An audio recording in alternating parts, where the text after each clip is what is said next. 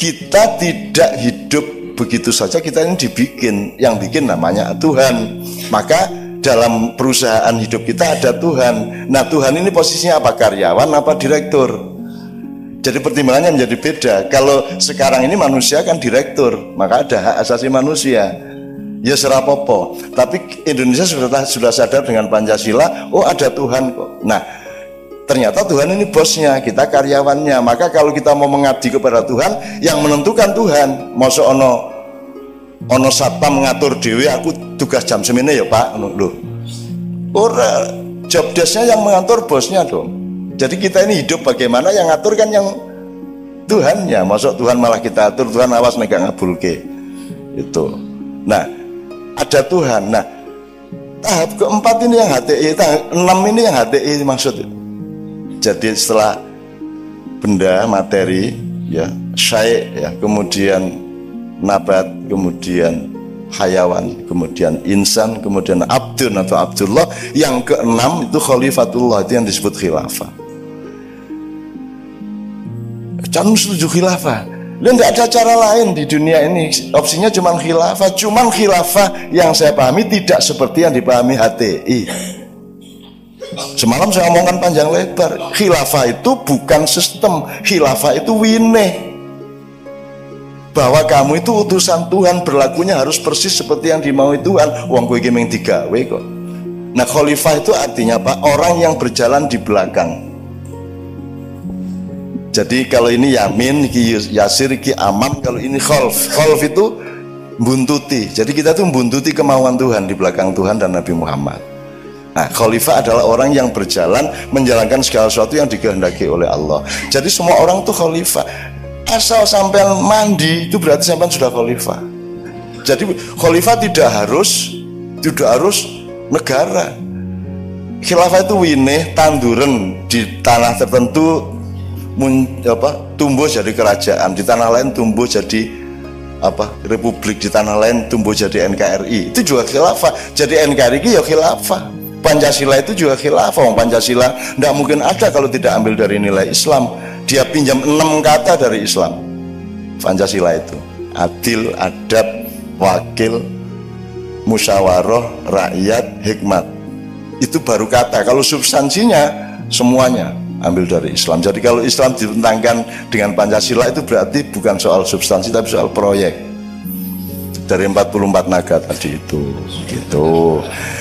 Nah, jadi saya ingin teman-teman juga jangan mempertengkarkan khilafah, karena khilafah itu bukan barang jadi, dia itu pelok ya, winih, benih.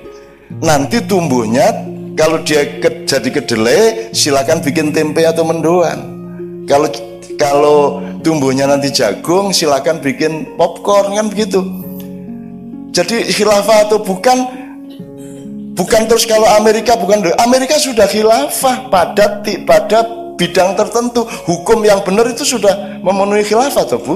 Hukum yang benar, pelajarannya benar, ilmu yang benar. Orang mandi itu sudah khilafah. Orang gelem nguyuh, gelem ngising itu khilafah. Karena itu syariat Allah. Syariat Allah itu sholat 5 waktu kan baru 14 abad. Sebelumnya 22 miliar tahun tidak ada syariat Allah seperti itu. Dari syariat Allah itu lebih luas daripada syariat Islam. Kalau syariat Islam itu ibadah mahdhah sejak Nabi Muhammad. Tapi Nabi Isa tidak pernah loh sembahyang. Tidak pernah. Nabi Musa sembahyang tahajud itu tidak pernah. Tidak pernah. Nabi Yusuf itu tidak pernah jemuan. Jadi kalau ketemu di surga lah jenengan Nabi yang ora tau jemuan. Kan gitu. Jadi kita tuh jangan bodoh-bodoh amat. Bahwa yang disebut syariat Islam itu ya hukum alam itu syariat Islam. Gravitasi, angin mengalir ke tempat yang lebih kosong, air mengalir ke tempat yang lebih rendah ya. Bahwa kalau api membakar yang dibakar akan terbakar. Bahwa kita kemudian mengukur air mendidih itu 100 derajat Celcius atau sekian Fahrenheit ya, dan seterusnya. Itu hukum Allah. Tidak ada gedung yang tidak taat kepada hukum Allah. Kalau gedung ini tidak taat hukum Allah, yaitu gravitasi dan lain sebagainya, ambruk gedungnya. Jadi gedung ini khilafah. Nah, HTI harus tahu itu. Ojo njur khilafah ki ganteni RKI kok bubrah terus. Nah mereka semalam enggak, Cak, saya enggak gitu. Ayo wes nek ngono. Gitu. Itu ya Bapak sekalian. Mudah-mudahan di kedokteran ini kan di sini kan juga masuk angin Indonesia toh. Pertentangan di Indonesia dan di Jakarta kan ya masuk ke sini. Di sini ada yang pro Ahok, ada yang pro Anies. Ngaku wae, jan kabeh ya orang duwe resistensi lah hubungannya Ahok karo Anies ki. Wong aku Anies teko 2 hari sebelum pemilihan dan setelah menang dia datang lagi dan dia bilang, "Nis kowe nek rene meneh syaratnya siji, aku mau nerima kowe nek rene meneh." Apa Cak? Karo Ahok ngono. Kowe rene meneh karo Ahok itu yang mesra, yang bahagia. Dan sekarang forum saya di Jakarta diminta untuk merukunkan mereka kan, yang minta mereka sendiri. Jadi timnya Ahok dan timnya Anies itu datang ke saya, "Cak, tolong kami dinikahkan kembali." Dinikah kami akan melakukan pernikahan kebangsaan. Kita akan melupakan pilkada dan sekarang kita kompak membangun Jakarta bersama-sama. Tapi dukunnya kudu Cak Nun. Itu, nah, insya Allah kita lakukan nanti bulan Juli. Itu, bulan Juli. Itu. Jadi Bapak sekalian di kedokteran, ayo kita cari ilmu yang lebih komprehensif, metodologi yang lebih jernih, yang lebih luas, yang lebih kafah, supaya kita tidak dipertengkarkan oleh kebodohan dan kekurangan ilmu kita satu sama lain. Itu kira-kira. Termasuk Idul Fitri ini mudah-mudahan wis halal bihalal tenan, ridho biridho tenan, dan Anda diberkahi Allah karena Anda ini orang-orang yang luar biasa mulia di mata Allah, karena Anda ini orang yang menolong orang sakit. Tidak ada yang lebih mulia dari itu Pak Edet. Allah mengatakan, "Wahai hambaku, aku sakit, engkau tidak menjengukku. Aku lapar, engkau tidak memberiku makan. Aku haus, engkau tidak memberiku minuman." Kan begitu Allah mengatakan. Ya kan bingung sih diomongi. Loh, masa ono Allah kok loro kan itu. Loh, masa ono Allah kok ngelak, ono Allah kok ngelih gitu. Jurnang kopi gitu. Terus Allah mengatakan, "Tidakkah engkau mengetahui itu si fulan sahabatmu, saudaramu sama itu sedang sakit dan kau tidak menjenguk dia? Aku ada pada hatinya, aku ada pada dia." Nah, Anda adalah orang-orang yang ini tadi sebelum kesini kan Pak Edet cek pasien dulu. Dan saya itu tidak kuat jadi dokter Bapak sekalian. Anda itu hebat. Nah, aku ra kuat. Kudu nesu terus. Iki piye to pemerintah ngono mesti aku. Iki piye iki ya? Banyak sekali masalah yang tidak memungkinkan pasien kita yang miskin-miskin terutama bisa sembuh karena ada halangan politis, halangan struktur, regulasi dan seterusnya. Nah, aku ra kuat jadi dokter. Jadi Anda itu orang yang sangat tinggi derajatnya. Sebabnya aku ra kuat. Nah, aku biyen tau nyaluk mlebu ke dokter ning guyu dhewe pekok. Ya mesti ora iso aku mlebu, aku SMA ora lulus. Budekan mengatakan beberapa tahun di Gontor berhijrah ke Jogja. Cari sopo? Bu, aku ini diusir saka Gontor. Hijrah piye? Diusir Itu pun saya masuk Jogja itu tidak sah kalau saya sampai jadi pejabat nanti diungkit-ungkit sama musuh saya. Sebab saya itu tidak legal sekolah saya. Saya itu sekolah di SMP di Selatan Permata, di Lubuk Permata itu. Dulu ada SMP Tampungan di situ. Ya, kalau pagi SMP 2 Muhammadiyah Putri, kalau sore SMP 8 Muhammadiyah Tampungan, ndak pakai seragam, katokan entuk, mlebu entuk, ora mlebu entuk. Saya sekolah di situ. Dan saya bayar bal voli coba. Jadi saya itu ndak punya rapot SMP, wong saya dari pesantren, tapi saya dapat rapot SMP dari Jombang karena saya nyumbang net sama apa jenenge? Bal voli iki lho, njur aku digawane rapat iso mlebu SMP. Nah, SMP di sini kan tidak legal saya. Makanya sudah saya bakar semua yang ijazah itu. Ijazah SMA tak bakar, SD tak bakar kabeh wis ra ijazah-ijazahan. Wis pokoknya aku ngene iki, gelem ora gelem. Dan itu yang bikin Novia tertarik sama saya. Oke Bapak sekalian, saya nganut ini siang ini harus bagaimana, tapi jazakumullah khairul jaza. Anda semua orang-orang istimewa dan saya mohon Anda pertahankan keistimewaan di depan Allah. Dan ketika Anda menangani pasien, tolong jangan berpikir uang, itu aja saya mintanya. Karena uang pasti datang ke Anda. Berpikirnya akhlak dan kasih sayang, pasti Anda mendapatkannya, tidak perlu minta. Kan gitu, sama dengan guru. Jadi ada 4 bidang, kesehatan, pendidikan, agama, kebudayaan. Tolong hati-hati terhadap kapitalisasinya kan. Kita akan bersama-sama untuk diskusi kita persilahkan yang sepuh untuk bisa hadir di sini. Yang pertama Dr. Sunardi Kasepuhan. Beliau ini ahli keris Cak Nun, seorang yang memang hidupnya selain spesialis kulit, dia itu spesialis keris, SPKK, spesialis keris konsultan. Kancang rokok. Yang kedua kami persilakan hadir di depan adalah Profesor Dr. Muhammad Jufri PhD, asli Madura, lulusan dokter Gontor nggak lulus, nggak sempat masuk ya Prof ya.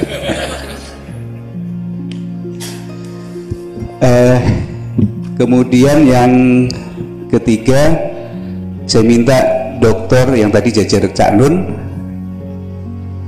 Dr. Yodi Mahendra Data. Ini adalah, beliau adalah wakil dekan bidang 3 ya. Kemudian yang terakhir ini masih ada kosong. Cak Nun siapa? Yang kosong ini siapa yang mau diisi? Budekan silakan maju. Al Mukarram. Nah, sambil menunggu itu, supaya tidak ada dusta di antara kita, saya boleh nggak cerita tentang yang Cak Nun mau mati tadi?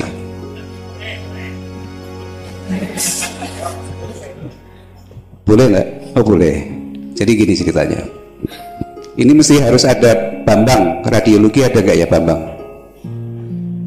Nggak datang, mungkin di luar. Suatu pagi ketika saya sedang visit pasien, saya ditelepon sama Cak Nun, "Dot, kowe mrene." "Iya Cak, neng ndi saiki?" "Saya di Gedung Hartono." Gedung Hartono itu sini, BDNI itu yang apa namanya, Jenderal Sudirman itu di lantai 3 itu kan ada counter handphone. Aku di situ, ya. Kemudian aku ngeramuki pasien sih, habis itu saya ke situ. "Neng ndi Cak?" "Neng lantai 3." Saya muter lantai 3 itu, nggak ketemu sekali. Yang kedua nggak ketemu. Saya telepon, "Cak, neng di neng lantai 3." Udah aku muter neng pintu.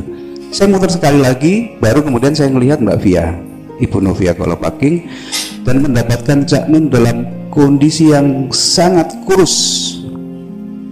Kemudian tangannya gemetar. Nah, waktu itu, "Loh, Cak, gue kenapa loro?" "Ya ini aku tambah nono." Cak Nun bilang gitu. "Kok? Wah nggak bener ini," saya bilang gitu. Ketika itu saya lihat, kemudian saya ambil cari kertas, Cak Nun tangannya gini. Kemudian saya cek, memang sangat tremor dia, sangat gemetar. Saya pikir pasti ada sesuatu dengan kelenjar tiroidnya. Kemudian ada yang lebih ahli, saya persilakan Cak Nun untuk ke Prof. Asdi, praktek di situ. Kemudian diperiksa macam-macam, diperiksa labnya, T3 T4 nya sangat tinggi, free TSH nya juga di luar normal. Sampai Prof. Asdi bilang, "Ini pasti salah labnya Cak." Diulang lagi dengan hasil yang sama. Nah, kemudian saya punya ide, udah laki-laki itu kita radionuklir aja lah, kita periksa, kita scan tiroidnya. Saya kontak sama Bambang. Singkat cerita sudah dilakukan itu, kemudian Bambang mendekati hasilnya, Cak Nun pulang. "Wah, Dot, ini sangat toksik ini." Nah terus, "Iki umurnya kira-kira gari 3 sasi meneh." Waduh. Terus Bambang bilang, "Tapi aku gak ngomong gitu loh." "Oh ya sudah, ini urusanku, aku sih ngomong." Saya bilang gitu, padahal aku ya rawani ngomong. Terus saya bilang, "Cak Nun pulang." Kemudian saya bilang kepada Pak D almarhum. Pak D itu sahabat Cak Nun yang sangat dekat dengan Cak Nun, sangat setia dengan Cak Nun. Dia ngomong, "Pak D, ini kondisinya Cak Nun begini. Kalau melihat dari medis, ini 3 bulan lagi umurnya. Waduh, Pak D juga pusing. Pak D itu adalah pegawai lab di pertanian. Nah, kemudian melihat kondisi Cak Nun yang seperti itu, malam hari Cak Nun BAB warnanya hitam, jadi memang sangat-sangat kental dengan nuansa ada perdarahan di situ. Pak D menginisiatif mengambil sampel dari tinjanya dengan maksud akan diperiksa di labnya Pak D. Ada apa sih sebenarnya dengan Cak Nun ini? Sudah toksik jelas di kelenjar kondoknya. Kemudian Pak D ingin menganalisis, diambillah tinja, kemudian dimasukkan dalam kantong film Fuji zaman dulu. Ya, besok pagi tak bawa ke lab. Dah tadi tidur, di tengah malam hari di rumah Pak D, si tabung ini meledak sehingga isinya berhamburan kemana-mana. Mulai suatu keanehan lagi di situ. Nah, ada beberapa sampel yang sempat tersisa dan sempat dianalisis bahwa si barang itu tadi itu mengandung sebuah logam yang hanya bisa meleleh dengan suhu di atas 1500 derajat Celcius. Berarti ada sesuatu di diri Cak Nun. Ada logam di situ, ada toksik di sini. Apa sebenarnya yang terjadi? Prof Asti juga pada waktu itu nggak mungkin ini seperti ini. Kalau seperti ini, Sanda sudah mati, Cak.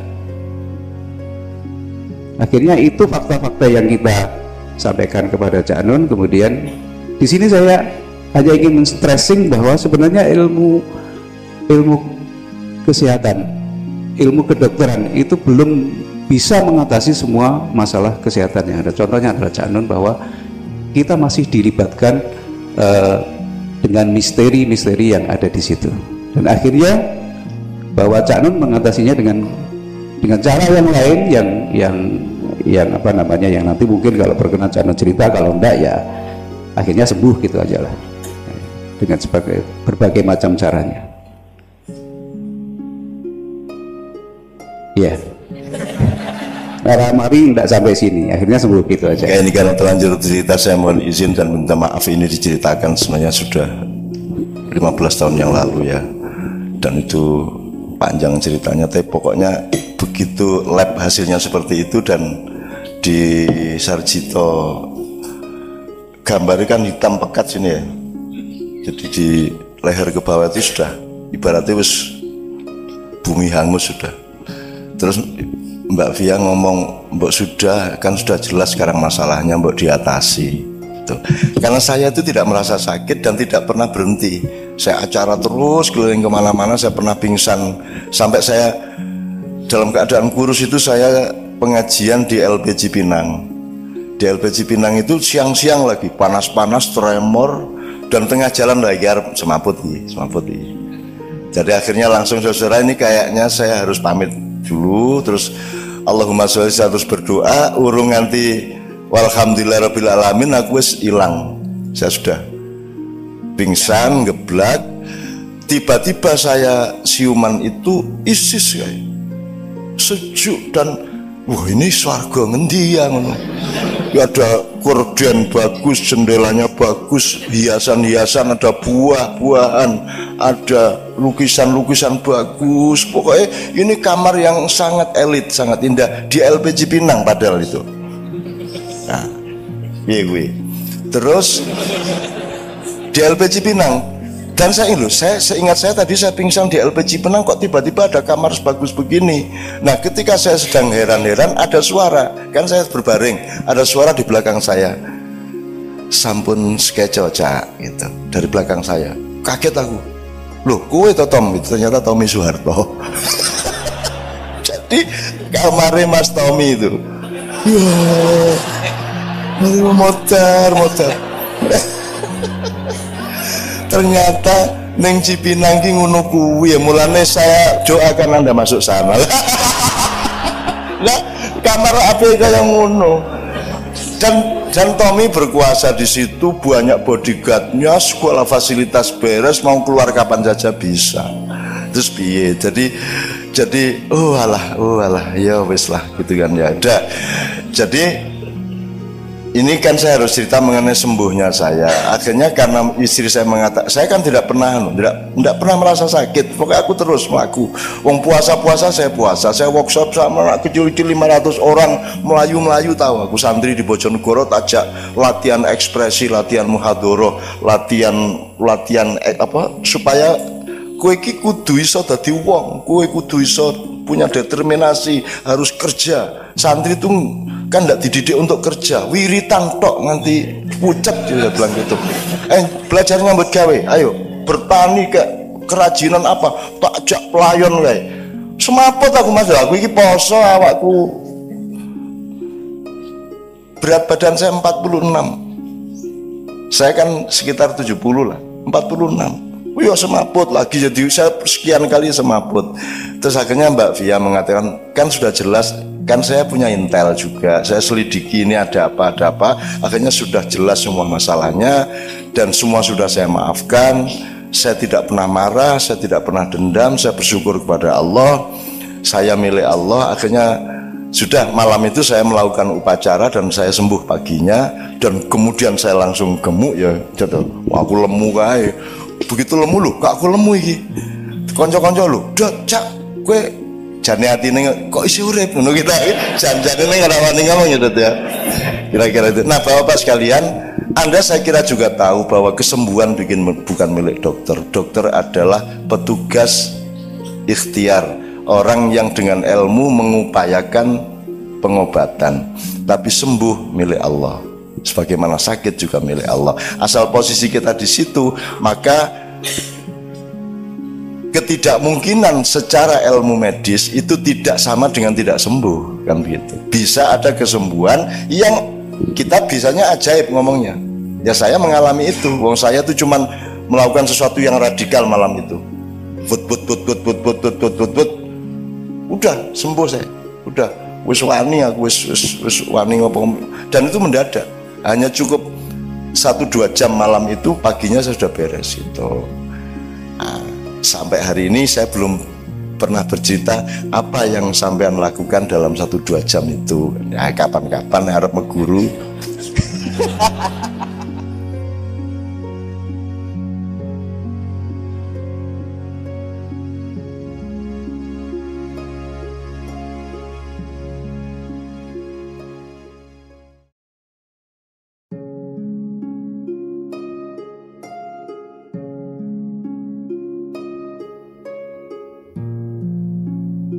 Assalamualaikum warahmatullahi wabarakatuh. Orang-orang yang diistimewakan Allah. Barangkali semua orang dewasa ini di Indonesia mengetahui bahwa keadaan martabat kita sebagai bangsa telah terperosok ke dalam kubangan lumpur yang serendah-rendahnya. Kehadiran KPK sebagai lembaga ad hoc karena kurang berdayanya lembaga penegak hukum yang ada, ternyata tidak menyurutkan para elit untuk menghentikan korupsi. Bahkan malah semakin menjadi-jadi edan.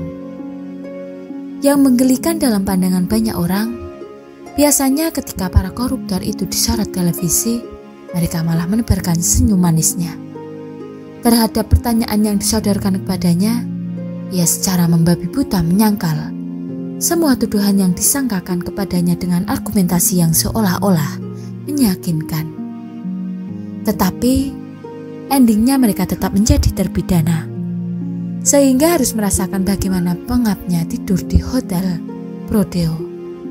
Bandingkan misalnya dengan para penjahat kecil seperti pencuri, penjamret, maling ayam, penipu kelas teri, dan seterusnya yang rata-rata mereka menutup wajahnya ketika disorot kamera televisi. Artinya, dari kasus itu dapat disimpulkan bahwa penjahat kelas kakap, kasus korupsi besar, memang lebih cenderung memiliki kadar martabat yang lebih rendah ketimbang penjahat kelas kecil. Kasus korupsi yang terjadi di negara kita dalam kancah dunia ternyata menempati ranking papan atas. Sebaliknya, di negara-negara yang dalam pola pikir mainstream disebut maju, yang notabene bukan personifikasi wajah identitas Islam, ternyata malah lebih bermartabat karena korupsinya minim. Kemunduran barometer martabat saya sangat tergelitik dengan pesan Mbah Nun dalam suatu acara pengajian di Padang Bulan bahwa hendaknya jamaah ma'iyah berusaha meminjam mata Allah untuk melihat orang-orang di sekitar kita. Apakah mereka itu mulia karena harta, kedudukan dan kekuasaan, pangkat jabatan, ilmunya, keturunan, akhlak budi pekertinya ataupun itu? Ataukah mereka menjadi bermartabat karena benar-benar mulia dalam pandangan Allah? Hal itu tentu sangat penting mengingat untuk menentukan benang merah, mana yang sejati dan mana yang palsu. Bukankah pada era sekarang ini urusan kaya miskin telah menjadi barometer dalam kehidupan sehari-hari? Artinya, semakin kaya seseorang, maka ia akan semakin mendapat tempat di hati masyarakat kita. Sehingga ia akan semakin dihormati, dimuliakan, diunggulkan, dan lain sebagainya. Dalam beberapa kali event sinau bareng bersama, Mbah Nun seringkali melontarkan pertanyaan kepada para jamaah, apa yang paling dihormati oleh masyarakat kita? Apakah karena kekayaannya ataukah kebaikannya? Dan secara spontan, para jamaah menjawab, karena kekayaannya. Dengan demikian dapat disimpulkan bahwa orang modern saat ini lebih menghormati seseorang karena kekayaannya, jabatan, kedudukan, dan pengaruhnya, sedang penghormatan terhadap ilmu dan kebaikan akhlaknya menjadi nomor buncit. Bila kita bercermin dengan kaca penggala sejarah pada masa pemerintahan Majapahit, sebagaimana pernah dipaparkan oleh budayawan Agus Susnyoto dalam berbagai forum, ternyata rakyat Majapahit saat itu menempatkan Brahmana pada strata kelas 1. Mereka itu adalah kalangan elit yang justru berada di puncak gunung, gua, atau di hutan yang bertugas membimbing kepada rakyat di sekitarnya. Para Brahmana adalah orang yang mudah atau sudah makrifat mengenal Tuhannya, sehingga mereka tak terjebak dalam persoalan politik, perebutan kekuasaan, bahkan mereka menjauhi keglamoran kehidupan duniawi. Strata kedua yaitu golongan ksatria yang tugasnya secara total diabadikan kepada kerajaan, karena kehidupan para ksatria itu telah dijamin dan ditanggung oleh kerajaan. Maka mereka dilarang keras memiliki harta yang berlebihan. Para ksatria adalah raja beserta seluruh staf, termasuk patih, para tumenggung, menteri adipati, para prajurit, dan sebagainya. Waisya adalah strata ketiga. Mereka adalah rakyat pada umumnya yang memiliki pekerjaan utama sebagai petani. Lapisan keempat yaitu golongan sudra. Anda salah kaprah dalam memaknai golongan sudra yang secara umum diartikan sebagai orang miskin. Justru sebaliknya, golongan sudra itu adalah mereka yang bekerja berkaitan erat dengan materi keduniawaan, seperti para saudagar, para rentenir, para tuan tanah, atau mereka yang memiliki kekayaan yang secara berlebihan. Karena kehidupan golongan sudra itu lengkap dengan faktor keduniawian, maka mereka dilarang keras bicara soal agama, kitab suci, dan kebenaran. Tidak berhenti pada golongan sudra saja, tetapi ada pula golongan yang lebih rendah lagi, yaitu golongan candala dan pleha. Golongan candala pada dasarnya orang-orang yang memiliki pekerjaan sebagai pembunuh atau jagal. Bahkan termasuk algojo, petugas kerajaan yang tugasnya menghukum mati orang yang telah divonis mati. Sedang golongan pleha yaitu orang-orang asing yang tinggal di kerajaan, yang mereka itu hanya boleh menjadi pembantu atau pelayan saja. Dari uraian di atas ada beberapa hal yang patut menjadi renungan kita. Pertama, agama Islam tidak bisa berkembang selama sekitar 7 abad, yaitu pada abad ke-7 sampai 14. Karena pembawa syiarnya adalah kaum Sudagar dari Gujarat yang dalam strata masyarakat kerajaan Majapahit saat itu masuk kategori golongan Sudra. Agama Islam baru berkembang pesat setelah kedatangan para wali songo di tanah Jawa yang diperakasai terutama oleh Sunan Ampel dan Syekh Maulana Ishaq. Mengapa demikian? Karena para wali songo identik dengan level kasta, Brahmana yang memiliki spiritualitas tinggi, suci jauh dari hasrat duniawi, memiliki wawasan budaya dan seterusnya. Kedua, betapa jauhnya kesadaran masyarakat kerajaan Majapahit saat dengan masyarakat modern sekarang ini. Bila masyarakat Majapahit saat itu sangat menghormati dan memuliakan kepada orang yang berakhlak mulia, tetapi masyarakat kita sekarang ini justru memuliakan dan memberikan penghormatan kepada orang kaya. Padahal kalau hanya sekedar menjadi orang kaya saja, pada zaman Majapahit hanya dimasukkan dalam kategori kaum Sudra yang tidak dihormati. Ketiga, keberadaan orang asing di zaman Majapahit, bahkan semenjak zaman Mataram kuno, mereka hanya digolongkan sebagai kasta meleha yang hanya menjadi orang rendahan atau pembantu saja. Kalau di zaman Orde Baru, pemerintah Soeharto tidak membolehkan para etnis Cina dan keturunannya bekerja di pemerintahan, tetapi hanya di bidang bisnis. Namun sekarang bukan hanya keturunan Cina saja yang boleh menjadi presiden dan wakil presiden, tetapi juga keturunan bangsa-bangsa lain di dunia seperti Arab, India, Pakistan dan sebagainya yang sudah menjadi WNI. Hal itu didasarkan pada amandemen pasal 6 ayat 1 Undang-Undang Dasar 1945. Martabat simbolisme wajah kita budayawan Sujiwo pernah melontarkan sindiran kepada televisi swasta di hadapan Mbah Nun ketika tampil di acara Kenduri Cinta. Apa pasal menurut Tejo pihak televisi tidak berani menampilkan Mbah Nun karena dianggap pemirsa di televisi tidak mampu menjangkau pemikiran budayawan kelahiran Jombang tersebut. Jika para dai televisi lebih banyak membahas tentang fikih, tetapi jangkauan pemikiran Mbah Nun lebih luas. Ketika seseorang yang sudah mempunyai wudhu tiba-tiba kentut, sehingga wudhunya batal, maka bukan bagian pantatnya yang dibasuh, melainkan wajahnya ketika wudhu. Mengapa demikian? Sebab wajah merupakan simbol dari martabat kita. Tak pelak ketika seseorang merasa malu karena melakukan korupsi atau melakukan kesalahan lainnya, maka yang ditutupi adalah wajahnya. Wajah mewakili diri kita, sebagaimana ketika kita dalam sholat membaca doa iftitah setelah takbiratul ihram. Ada slogan mengenai jati diri orang Jawa yang telah merdeka jiwa raganya, yakni Bayasiro Arso Mardi Mardikan Haiwa Samar Sumingkiring Dur Kamukurkan. Barang siapa mengupayakan kemerdekaan jiwa yang sejati, hendaknya menyingkirkan nafsu anggara murka.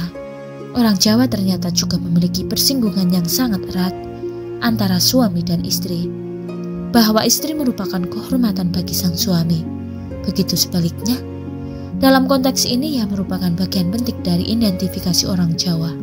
Di antaranya, pertama, wanita, yakni bahwa seorang istri merupakan kehormatan bagi seorang suami dan sebaliknya. Kedua, wisma, rumah, biasanya rumah orang Jawa dulu berupa limas atau joglo, meski relatif jarang tetapi bangunan rumah limas dan joglo itu masih bisa ditemukan di desa-desa. Rumah seperti itu mengisyaratkan bahwa pemiliknya saat itu tergolong cukup mampu. 3. Turonggo atau kuda. Sebagai kendaraan orang Jawa dulu, filosofinya bahwa orang Jawa dapat menunggangi 4 nafsu manusia, yaitu nafsu amarah, alwamah, subiyah, mulhimah, dan mulmainah. Keempat, curiga atau keris, sebagai pusaka piandel andalan orang Jawa.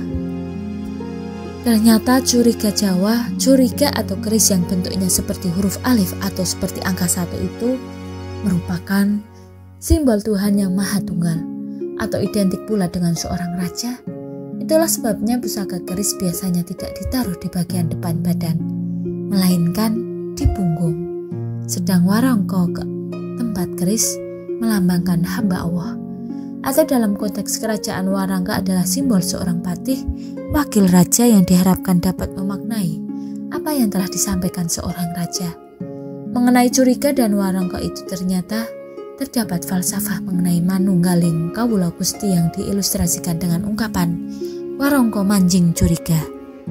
Kelima, kukila atau burung perkutut, yang dalam hal ini dilukiskan dengan anggungnya.